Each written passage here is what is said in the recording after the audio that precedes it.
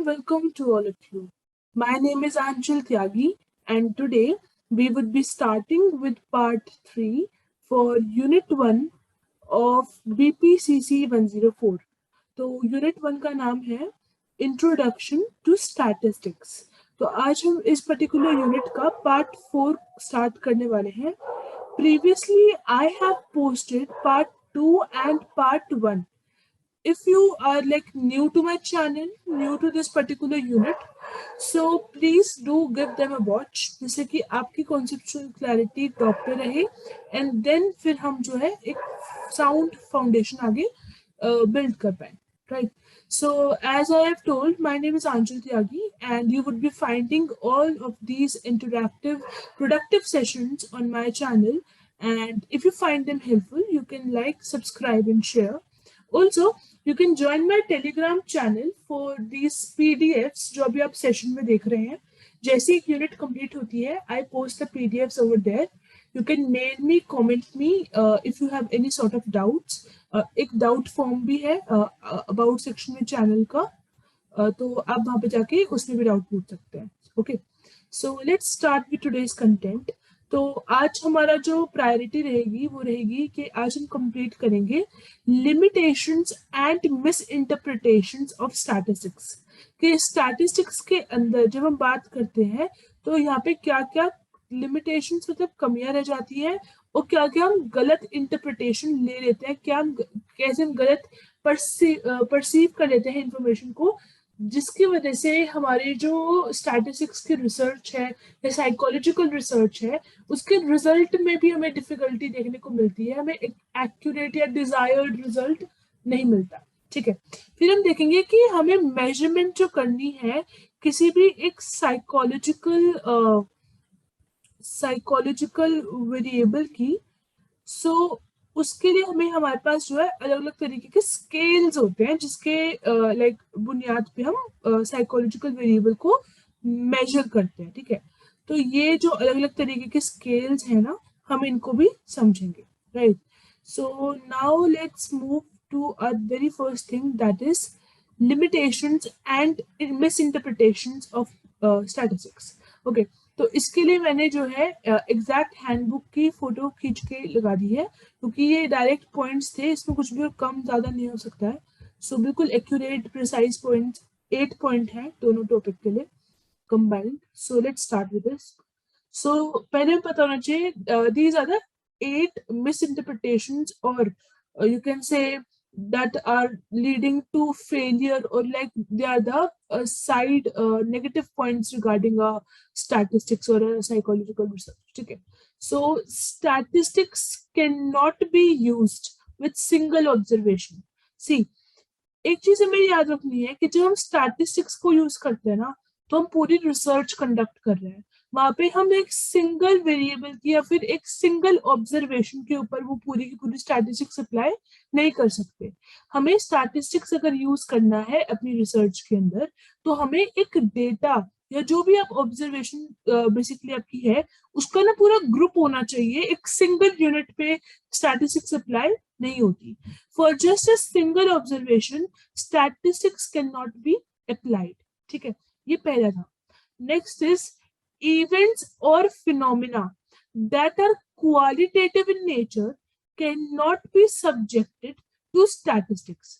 वो इवेंट, वो फिनोमेना जिसके ऊपर आप रिसर्च कर रहे हो और वो क्वालिटेटिव नेचर का हो, क्वालिटेटिव मतलब उसकी कैरेक्टरिस्टिक्स के ऊपर हम जब उसको मेजर करते हो, ठीक है, तो जो ऐसे इवेंट्स जो क्वालिटेटिव नेचर के होते हैं आप उनको स्टैटिस्टिक्स के थ्रू मेजर आउट नहीं कर सकते, क्योंकि स्टैटिस्टिक्स के अंदर आप उन इवेंट्स को मेजर करते हो या उनके ऊपर स्टैटिस्टिक्स के रूल्स, फॉर्मूलाज वगैरह स्टेप्स लगाते हो जो कि क्वांटिटेटिव नेचर के होते हैं।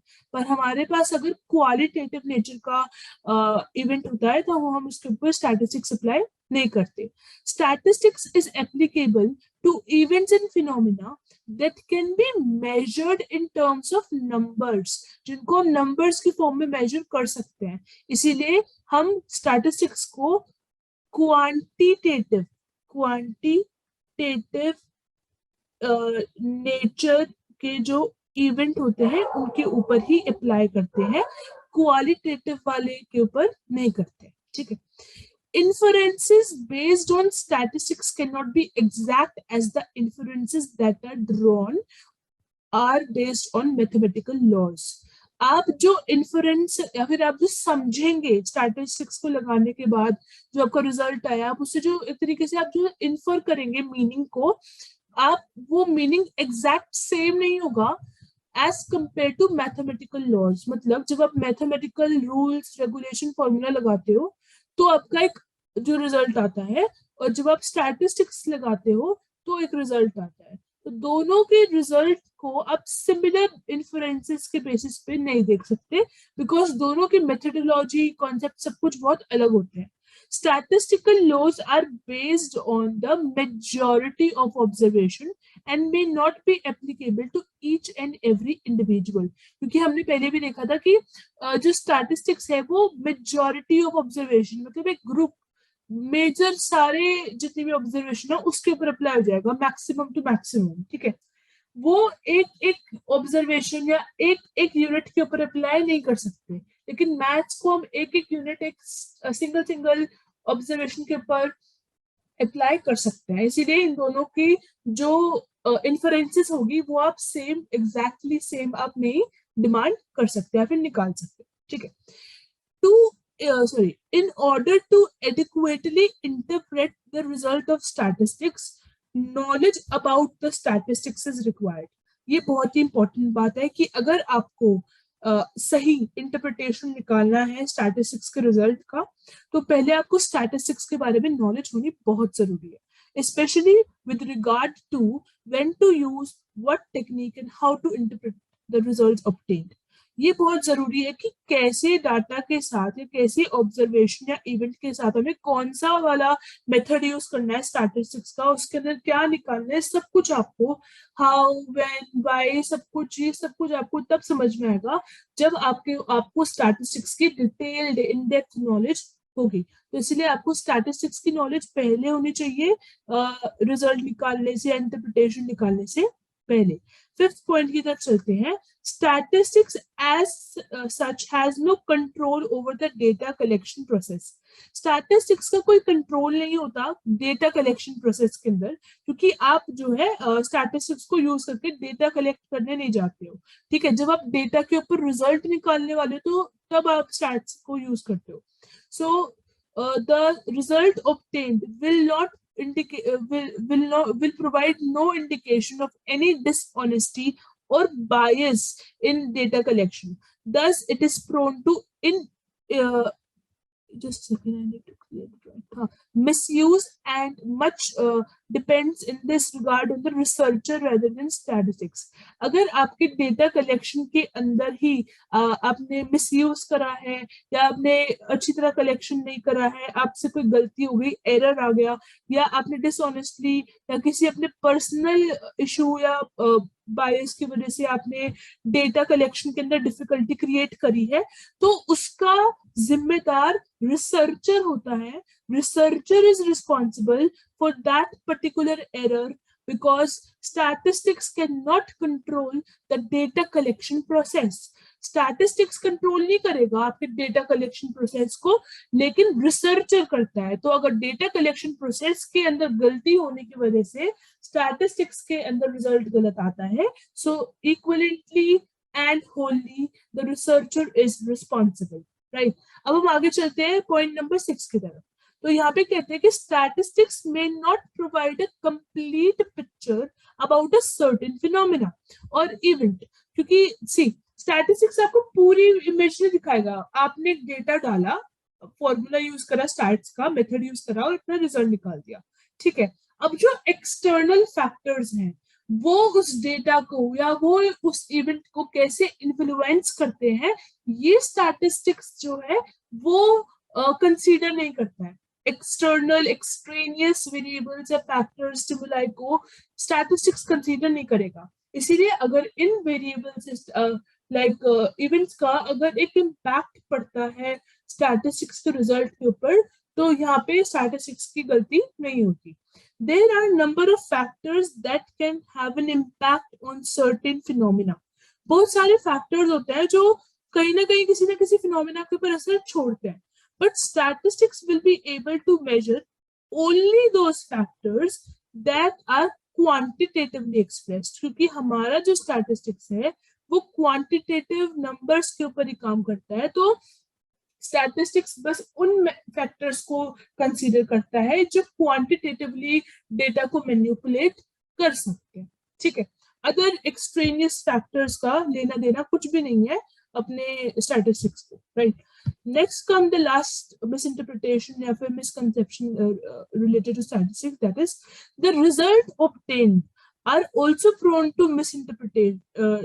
be misinterpreted, especially by the untrained person who lacks knowledge about statistical techniques, their computation and interpretation. अब मान लीजिए अगर आपका डेटा कलेक्शन सही हुआ था, आपने स्टैटिस्टिक्स को भी सही तरीके से लगाया, ठीक है, फॉर्मूला लगाया, रिजल्ट निकाला, बट द प्रॉब्लम कम्स कि जब आपने जो रिसर्चर या फिर जो भी उसका इंटरप्रिटेशन निकालेगा ना, उसके पास नॉलेज नहीं थी, उसको ही नॉलेज नहीं थी कि अगर एक टेक्निक लगाने के बाद स्टैटिस्टिक्स की अगर इस हिसाब से रिजल्ट आता है तो उसका क्या इंटरप्रिटेशन होता है. अगर ये नॉलेज उस रिसर्चर को या पर्सन को नहीं होती है, बिकॉज उसको नॉलेज नहीं है, वो अनट्रेन्ड है, तो यहाँ पे फिर से आपका रिजल्ट जो है प्रोन हो जाएगा कि वहां पे आपका रिजल्ट खराब हो जाएगा, मिस इंटरप्रिटेशन उसके अंदर आ जाएगी. तो ये सारे अपने जो है अपने पॉइंट्स थे. So now let's move on to scales of measurement. अब आपको ना वेरिएबल को मेजर करना है, ठीक है, कौन सा वेरिएबल कितना होगा, कैसे होगा, कैसे मेजर करना है, सब कुछ है, ठीक है. सो उसके लिए हम पर्टिकुलर स्केल्स यूज करते हैं, हम कुछ भी रैंडमली ऐसे मेजर आउट नहीं कर सकते. We need to use certain scales. तो पहले हम देखेंगे कि जो मेजरमेंट प्रोसेस होता है, मेजरमेंट मतलब नापना, मतलब आप क्वांटिफाई करते हो, आप बेसिकली कंपेयर करते हो, मेजर करने की कोशिश करते हो. तो आप क्या करते हो उसके अंदर, आप you basically assign numbers to observation in a meaningful pattern. एक लाइक एक सही बेसिस के ऊपर आपकी जो ऑब्जर्वेशन है आप उसको एक एक नंबर असाइन करते हो या फिर रैंक्स असाइन करते हो उसकी परफॉर्मेंस के बेसिस पे. ठीक है, 1946 के अंदर जो है एस स्टीवेंस ने 4 स्केल्स दिए थे मेजरमेंट के, और जो कि इस फ्लो चार्ट में आपको दिखाए गए हैं. सबसे पहले था नॉमिनल स्केल, सेकंड है ordinal scale, then interval scale and then fourth is ratio scale. अब हम एक एक करके सारे स्केल्स को जो है हम समझने की कोशिश करेंगे. ठीक है, आप फ्लो चार्ट भी यूज कर सकते हैं. So the very first is nominal scale. ठीक है, तो इसमें क्या होता है, पहली बात तो जो ये जो शब्द है नॉमिनल, ये जो वर्ड है, टर्म है नॉमिनल, इसका जो ओरिजिनेशन होता है फिर जहां से शुरुआत होता है, ठीक है, तो इसकी जो ओरिजिनेशन है वो लेटिन भाषा से है. उनका एक शब्द है नॉर्मिनल्स. नॉर्मिनल्स में बेसिकली क्या मतलब होता है, that it is related two names. ठीक है, अब हम आगे चलते हैं. तो नॉमिनल स्केल के अंदर क्या कहा जाता है कि नॉमिनल स्केल जो है मेजर करता है वेरिएबल को that are qualitative and exclusive. ठीक है, ये उन वेरिएबल्स को मेजर करता है जो क्वालिटी के टर्म्स में मेजर होते हैं. फॉर एग्जाम्पल जेंडर, रिलीजन, ये एक्सक्लूसिव भी है. ये वाले जो वेरिएबल है जब आप इनको मेजर करने जाओगे ये एक्सक्लूसिव भी है. ठीक है, और क्वालिटेटिव भी है. क्वालिटेटिव इन द एस्पेक्ट कि आप इनको नंबर्स में, रैंक्स में डिनोट नहीं कर सकते, आप बस इनके लिए नंबर को यूज करोगे पर सिर्फ आइडेंटिफिकेशन पर्पस के लिए, क्योंकि आप जेंडर्स को रैंक नहीं दे सकते कि मेल फर्स्ट है, सेकंड फीमेल है, थर्ड ट्रांसजेंडर है, या फीमेल फर्स्ट रैंक पे आ गई, मेल सेकंड पे आ गई. आप इसको उस हिसाब से क्वांटिफाई नहीं कर सकते. ऐसे आप रिलीजन के साथ नहीं कर सकते कि हिंदू टॉप पे है, मुस्लिम सेकंड है, क्रिश्चियनिटी थर्ड है, जैनिज्म, बुद्धिज्म, ऐसे नहीं कर सकते. ये वो वाले टॉपिक ही नहीं है कि आप इनको नंबर्स या क्वांटिटी के हिसाब से आप मेजर करो. इसीलिए क्वालिटेटिव नेचर के लिए होते हैं और इसीलिए आप इनके लिए नॉमिनल स्केल का यूज करते हो. These variables are numbered in nominal manner only. Basically आप सिर्फ नेम्स के बेसिस पे, बेसिकली आप सिर्फ आइडेंटिफिकेशन पर्पस के लिए करते हो, बाकी आपको कोई इसको स्केल करना या मेजर करना या फिर उसको एक नंबर असाइन करने से आपको कोई लेना देना नहीं होता, आप बस आइडेंटिफाई करना चाहते हो। High number if assign to such variable does not mean higher weightage. अगर मान लीजिए आपके पास है मेल, फिर है फीमेल, फिर है अपने थर्ड जेंडर या ट्रांसजेंडर्स, ठीक है। तो अब आप ये नहीं कहोगे कि आपने अगर इसको 1 दे दिया, सेकंड नंबर, थर्ड नंबर, अब आप ये नहीं कह सकते कि ये हाई वेटेज दे रखे हैं, या ये सेकंड नंबर पे है, ये थर्ड नंबर पे, ऐसा कुछ नहीं है। ये सिर्फ आप आइडेंटिफिकेशन के लिए करते हो। आपको ये जो आपने जो नंबर असाइन करा है, ये आपके उस पर्टिकुलर वेरिएबल की वेटेज को इन्फ्लुएंस नहीं करेंगे, ठीक है। Numbers can not be subjected to mathematical calculation. ये जो आपने नंबर्स असाइन करे हैं इन वाले वेरिएबल्स के, क्वालिटेटिव वेरिएबल्स के, ये मैथमेटिकल कैलकुलेशन में आप इंक्लूड नहीं करोगे, ठीक है। आगे चलते हैं। आगे है ऑर्डिनल स्केल। ऑर्डिनल स्केल का जो शब्द है ऑर्डिनल, वो भी लैटिन भाषा से ओरिजिनेट हुआ है, आया है। उनका वर्ड था ऑर्डिनलिस, ठीक है। इसका मतलब होता है इट इंडिकेट्स ऑर्डर। ऑर्डर मतलब एक पूरा जो है सीक्वेंस या एक पूरा का पूरा सिस्टम, ठीक है। ये डिनोट करता है SYSTEM, सिस्टम, ठीक है। सो वेरिएबल्स आर रैंक्ड। यहाँ पे क्या करोगे, यहाँ पे आप रैंक दोगे। वहां पे पिछले वाले नॉमिनल स्केल के अंदर आप नंबर्स असाइन करते हो, यहाँ पे आप रैंक्स को असाइन करोगे। Variables are ranked on the basis of their weightage. अब वेटेज के हिसाब से उनको रैंक दोगे कि वो ज्यादा है, हाई है कि लो है, लेस है या मोर है। बेसिकली उसकी इंपॉर्टेंस लेवल पे या उसकी परफॉर्मेंस लेवल पे या उनकी वेटेज लेवल पे आप उनको रैंक असाइन करते हो। these variables are ranked in terms of its magnitude, कितना उसमें वजन है, कितना वो बेसिकली इंपॉर्टेंस होल्ड करता है, ठीक है। फॉर एग्जांपल आप रैंक देते हो एक एग्जामिनेशन के बाद। फॉर एग्जांपल आपका जो एक क्लास का फर्स्ट रैंक दोगे आप एक टॉपर को, सेकंड रैंक, थर्ड रैंक, ऐसे आप रैंक देते देते जाओगे, ठीक है। एक रैंक आएगी 10th रैंक भी। तो यहाँ पे जो रैंक्स आप दे रहे हो, यहाँ पे मतलब क्या है कि जो फर्स्ट रैंक वाला था ना, ज्यादा पोटेंशियल होल्ड करता है as compare to 10th rank वाले से, ठीक है। वो ज्यादा अच्छा है या वो ज्यादा स्कोर करके लाया है, वो या फिर वो ज्यादा इस पर्टिकुलर कॉन्सेप्ट के लिए नॉलेज रखता है, ठीक है। आप इस बेसिस पे रैंक्स को प्रोवाइड करोगे। There is no idea of degree और डिफरेंस बिटवीन द रैंक्स, ठीक है, अलॉटेड।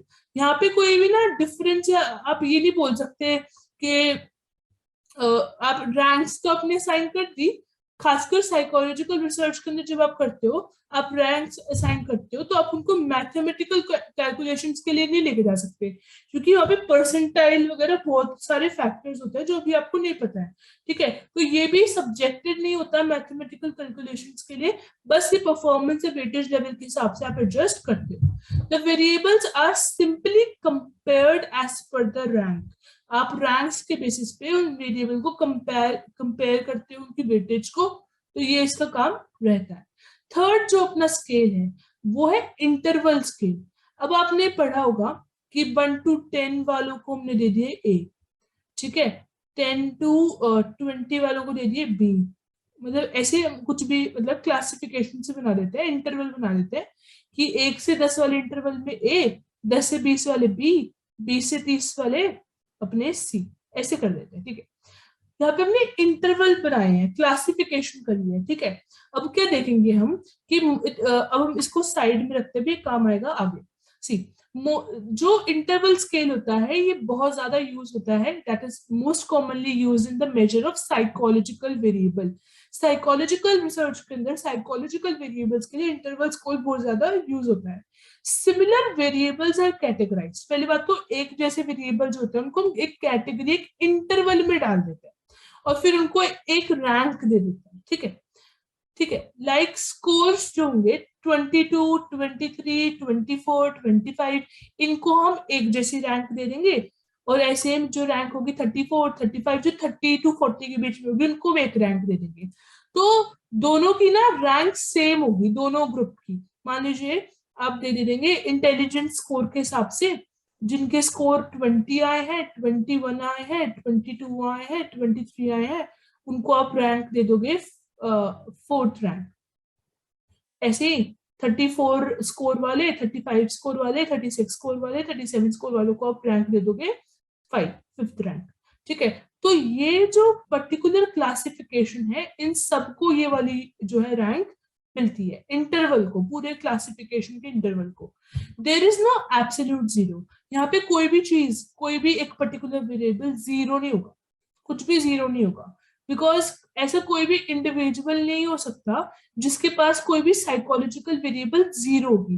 किसी के पास जीरो इंटेलिजेंस नहीं होती है, कुछ ना कुछ अमाउंट की इंटेलिजेंस उनके अंदर होती है, उनके पास कोई ना कोई बिलीफ होगा, उनके पास कुछ परसेंटेज का तो एटीट्यूड होगा, उनके पास कुछ परसेंटेज की एक पर्सनालिटी होगी, मतलब उनके जो साइकोलॉजिकल जो कैरेक्टरिस्टिक्स है ना, वो कुछ ना कुछ अमाउंट के उसके अंदर होते हैं। तो इंटरवल स्कोर के अंदर कुछ भी एब्सोल्युटली जीरो नहीं होता है। ठीक है, like no one can have zero intelligence level, कुछ ना कुछ percentage, 1 score, 2 score, 3 score, 4 score, 10 score, मतलब कुछ ना कुछ स्कोर तो उनके पास होगा ही होगा। सो ये वाला जो इंटरवल स्कोर स्केल होता है ना, it is subjected to mathematical calculation, इसको आप मैथमेटिकल कैलकुलेशंस के लिए लेके जाते हो। नेक्स्ट कम्स आपका the last type of scale, that is ratio scale. Ratio से आपको समझ में आ रहा होगा, जब आप एक पार्ट को आउट ऑफ कंप्लीट टोटल वाला जो सिस्टम होता है उसको हम रेशियो बोलते हैं, लाइक x/y, z/b। ठीक है, रेशियो ये हमें पता है। ठीक है, हाफ को 3/4 को 5/7 को, ऐसे। सो रेशियो स्केल के अंदर ना सारी प्रॉपर्टीज होती हैं पिछले तीनों स्केल्स की, नॉमिनल स्केल की, ऑर्डिनल स्केल की, इंटरवल स्केल की, तीनों स्केल्स की प्रॉपर्टीज आपको रेशियो स्केल में मिलेगी। और इसके पास एब्सोल्यूट जीरो भी होता है, मतलब कि जब हम बात करते हैं एब्सोल्यूट जीरो की रेशियो स्केल के अंदर, तो यहाँ पे वो आपको बताना चाहता है कि एक पर्टिकुलर प्रॉपर्टी या कैरेक्टरिस्टिक्स की प्रेजेंस या एब्सेंस को। मान लीजिए आपने एक पर्टिकुलर वेरिएबल है, मान लीजिए कोई भी एक वेरिएबल, मान लीजिए वेरिएबल एक्स है, और कुछ भी होगा वो, उसको आपने दे दिया है जीरो। तो यहाँ पे जीरो मतलब क्या है कि इस पर्टिकुलर ऑब्जर्वेशन के अंदर जो वेरिएबल एक्स है ना, वो प्रेजेंट ही नहीं है, वो जीरो है, मतलब वो है ही नहीं। अगर यहाँ पे 1 भी होता, 1.5 भी होता, 2 भी होता, मतलब वो प्रेजेंट है और इतनी अमाउंट में। जीरो मतलब वो पर्टिकुलर वेरिएबल इस पर्टिकुलर ऑब्जर्वेशन में या रिसर्च के अंदर अवेलेबल है ही नहीं, उसकी प्रेजेंस है कि नहीं है, ये डिफाइन करता है एब्सोल्यूट जीरो रेशियो स्केल के अंदर। It displace equi distance between adjacent category. आसपास की जो कैटेगरी होती है एक डेटा की, उसके अंदर उसके बीच का जो इक्वी डिस्टेंस, मतलब उनके बीच का फर्क जो है ना, वो बताते हैं। फॉर एग्जाम्पल 1 kg और 2 kg गेहूं के बीच का डिफरेंस कितना होगा, 1 kg। 2 kg है और 1 kg है, इन दोनों को माइनस करेंगे तो कितना आएगा आंसर, 1 kg का डिफरेंस। ऐसे ही difference between 4 kg and 5 kg, 5 बड़ा होता है ऊपर, 4 kg सॉरी 5 kg माइनस में 4 kg कितना होगा, 1 kg। फिर से 1 kg और यहाँ पे भी 1 kg। तो इन दोनों का जो डिफरेंस है, इस वाले स्लॉट का और इस वाले स्लॉट का, दोनों का सेम है। तो ये दोनों, ये डिस्प्ले करता है इक्वी मतलब इक्वल डिस्टेंस दो कैटेगरी के बीच में। ठीक है, 0 kg अगर हम बोल देते हैं यहाँ पे कि 0 kg वीट का मतलब होता है कि यहाँ पे वीट है ही नहीं, वो प्रेजेंट ही नहीं है। ठीक है, various mathematical calculations can be carried out with the help of ratio scale। ठीक है, तो रेशियो स्केल के यूज से हम बहुत सारी मैथमेटिकल कैलकुलेशंस को यूज करते हैं। ये थोड़ा ज्यादा मैथमेटिकल टर्म्स में है, जो हमने इंटरवल स्केल देखा था वो अपना साइकोलॉजिकल वेरिएबल के लिए ज्यादा यूज होता है। तो सबका अलग अलग यूज है, पर इन्होंने जनरली सारे स्टैटिस्टिक्स में जितने भी स्केल्स यूज होते हैं उन सारे आपको उन सबको आपको बेसिकली इंट्रोड्यूस कराया। अब यहाँ पे ना एक लास्ट चीज बची है अपने पास इस पर्टिकुलर टॉपिक में, कि यहाँ पे एक टेबल है जो कि आपकी हैंडबुक से ली गई है, इग्नू की हैंडबुक से, इग्नू का BPCC 104 का यूनिट 1 का एक टॉपिक है, उसकी वहीं से फोटोग्राफ ली गई है। तो ये टेबल जो है वो डेमोन्स्ट्रेट करती है प्रॉपर्टीज को और एग्जाम्पल्स को चारों स्केल का समझने की कोशिश करते हैं। ये अपना है नॉमिनल स्केल, फिर है ऑर्डिनल स्केल, फिर है इंटरवल स्केल और यह रेशियो स्केल।